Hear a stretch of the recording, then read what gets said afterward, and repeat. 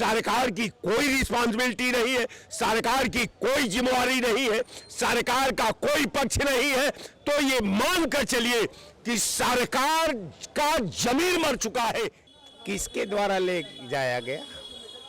उसको वहां का मैनेजमेंट ने उठाया, उसको वहां ने पुलिस प्रशासन ने उठाया कि वहां के जो है सरकार का प्रतिनिधिमंडल ने उठाया। ये सवाल तो है आपके चैनल पर, लेकिन एक बात है कि लड़ाई बड़ा टिपिकल है साहब। जो पक्ष है उसका ये काफी गंभीर है। ये पूरा भारत के अतीत के लिए चुनौती है, भारत के वर्तमान के लिए चुनौती है, भारत के भविष्य के लिए चुनौती है कि आखिर जो उसका मांग पत्र में जो एजेंडा है वो काफी गंभीर है।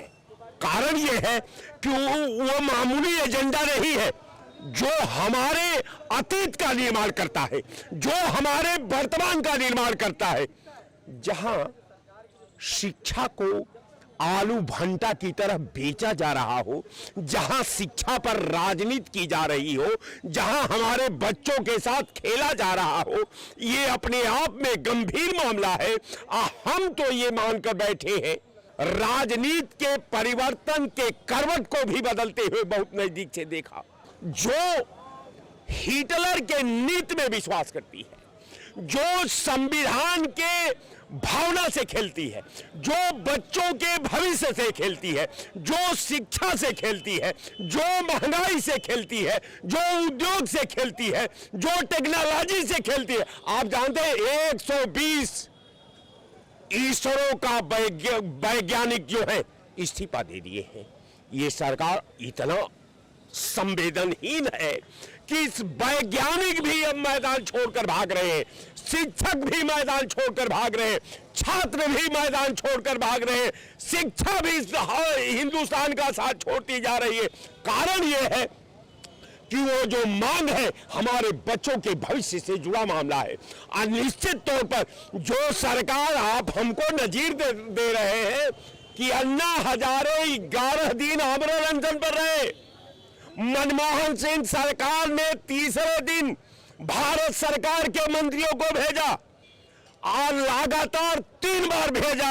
आज जब इसके बाद भी बात नहीं बनी तो गृह मंत्री को भेज करके उस आमरण अनशन को तोड़वा दिया। आप वो 20 दिन से बैठा है, सरकार के जेहन पर कोई रूल नहीं रेग रहा है, सरकार की कोई रिस्पॉन्सिबिलिटी नहीं है, सरकार की कोई जिम्मेवारी नहीं है, सरकार का कोई पक्ष नहीं है। तो ये मान कर चलिए कि सरकार का जमीर मर चुका है। ये हिटलर के नीतियों में विश्वास रखती है।